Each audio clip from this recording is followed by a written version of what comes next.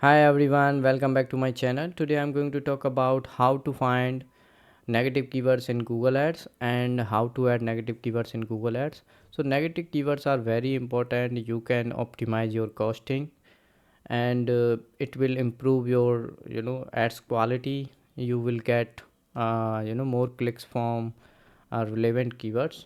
So first of all, you have to log in your Google Ads account and then click on audience, click and content, and then click on keywords, and then you can click on negative keywords. So it's very close to the keywords, and here you can add any negative keywords. So click on plus icon and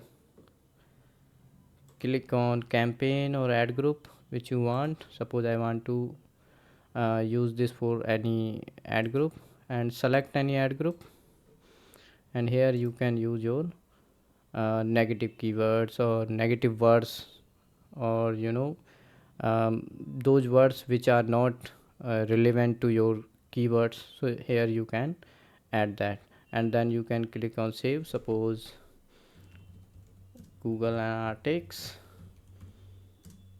code, and I want to save it, and here you can find it. So it will tell you the campaign name and ad group name and other metrics, and label, if you want to add, it will show you the label.